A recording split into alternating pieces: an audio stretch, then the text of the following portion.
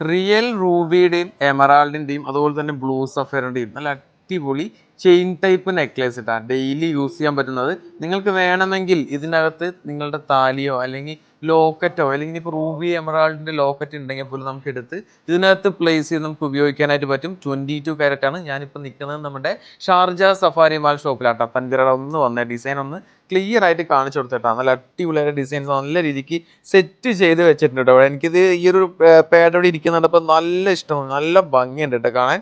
റൂബിയും എമറാൾഡും, real Ruby real emerald ചങ്ങലക്കണ്ണിയാ വരുന്നുണ്ട്. ചങ്ങലക്കണ്ണിന്റെ കാര്യം ഞാൻ എപ്പോഴും പറയാറുള്ളതാണ്, നിങ്ങൾക്ക് അറിയാലോ. കാരണം ബലം കിട്ടും, ഇങ്ങനത്തെ ചങ്ങലക്കണ്ണി ലൈറ്റ് വെയിറ്റ് ആവുന്ന സമയത്ത് ബലം കിട്ടും.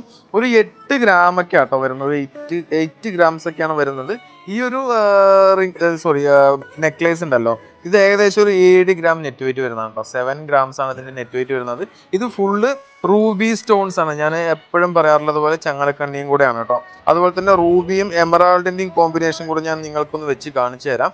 തെയ്യിരിക്കുന്നത് കേട്ടോ, അത് റൂബി എമറാൾഡ്. ഇവിടെ ഈ ഒരു ലിങ്ക്സ് കണ്ടോ, നമുക്ക് ഇത്രയും ലെങ്ത് അഡ്ജസ്റ്റ് ചെയ്ത് ഉപയോഗിക്കാൻ പറ്റും. 2, 4, 5 ലിങ്ക്സ് ഉണ്ട്, ലെങ്ത് അഡ്ജസ്റ്റ് ചെയ്ത് ഉപയോഗിക്കാൻ പറ്റും എന്നാണ് ഞാൻ ഈ പറയുന്നത്. അപ്പൊ അത് ഇനിയിപ്പോ ബ്ലൂ സഫയറിന്റെ ഞാൻ കാണിച്ചു തന്നില്ല നിങ്ങൾക്ക്. തെയ്യിരിക്കുന്നതാണ് ബ്ലൂ സഫയർ കേട്ടോ. കാണുമ്പോൾ കറുപ്പ് പോലെ ഉണ്ടെന്നുണ്ടെങ്കിലും ഇത് ബ്ലൂ സഫയറിന്റെ സ്റ്റോൺ ആണ് കേട്ടോ. ഡാർക്ക് ബ്ലൂ ആണ് വരുന്നത്.